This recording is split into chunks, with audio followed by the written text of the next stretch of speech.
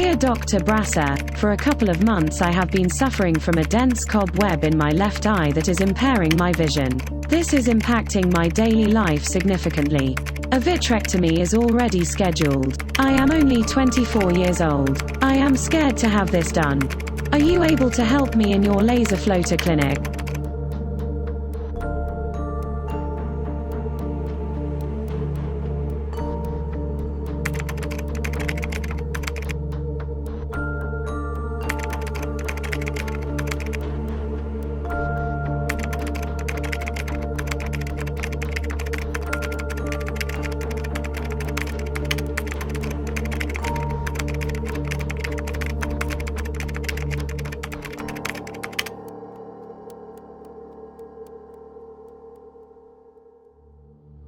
This slitlamp image reveals a completely detached posterior vitreous membrane.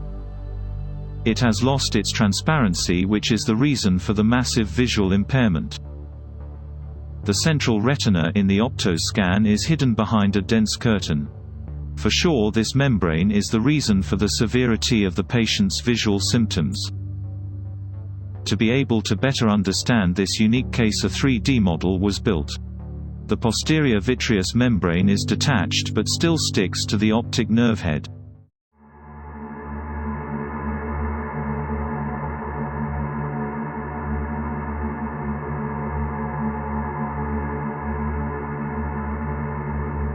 In retroillumination, the posterior vitreous membrane shows a cobweb-like pattern.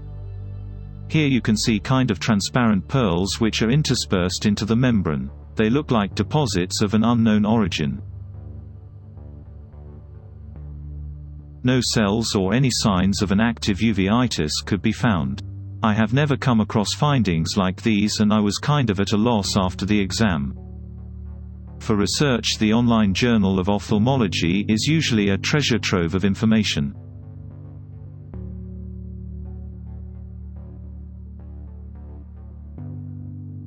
The chapter Vitreous Images from Robert Mackamer sparked my interest. He described a case of familial amyloidosis. Those images resembled the ones in my case. Mackamer described them as glasswall-like opacities. A paper from Dr. Schuenherr and Dr. Groh about a female 50-year-old lady suffering from a primary vitreoretinal amyloidosis showed consistent medical findings with my case. A paper from Dr. Jeff Gaucher from Cleveland, Ohio, it says, punctate dots on the posterior capsule are considered pathognomonic of vitreoretinal amyloidosis. Reviewing my images, I could find those punctate dots on the posterior lens capsule, which confirmed the diagnosis. Just double-checking the literature, I found an article from David MacLeod.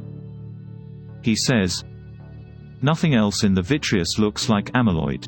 Vitreous infiltration by amyloid proteins has a pathognomonic biomicroscopic appearance. Biopsy is not necessary.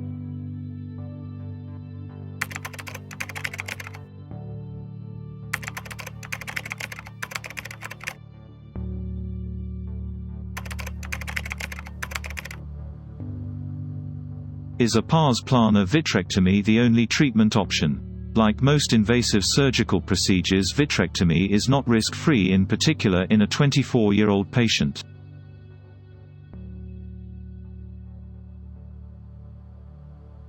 Reviewing the literature, I came across a helpful article from Dr. Kees van der Wind.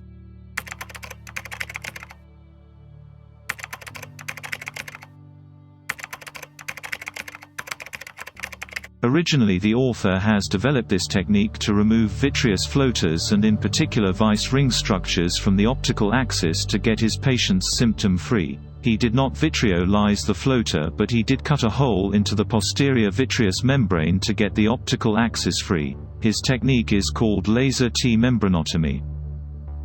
To be able to perform his laser technique, you need a special contact lens. The widely used Abraham contact lens allows you only to do laser treatments behind the lens and in the anterior vitreous. To be able to reach the mid-vitreous, you need a contact lens with a longer focal length. A perfect lens to perform a YAG laser T-membranotomy is the Singh lens. Dr. Paul Singh from Kenosha, Wisconsin has developed this lens to perform YAG laser treatments of vitreous floaters. Furthermore, you need a YAG laser that is able to provide optimal illumination of the vitreous. It is mandatory to have a YAG laser with a light delivery system that allows good coaxial vision by converging the operator's vision, target illumination and treatment beam onto the same optical path.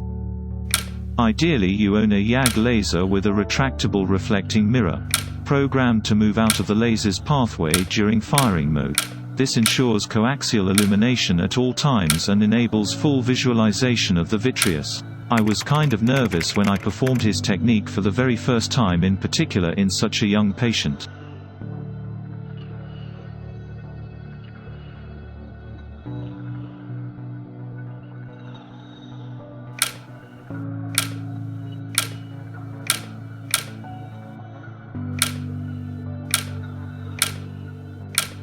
I have split up this complex procedure into several sessions on 4 consecutive days. In total, 7,000 millijoule of laser energy were necessary to create an opening into the posterior membrane. This is almost 50 times the amount you need to perform a regular YAG capsulotomy. That is kind of risky, people might say. But isn't a vitrectomy in such a young patient not even more risky? Honestly, I was worried about her ocular pressure rise. But it did not happen, nor did I observe an intraocular inflammation. This postoperative slit lamp image is proof of the effectiveness of the laser T membranotomy. The Optos scans are even more impressive.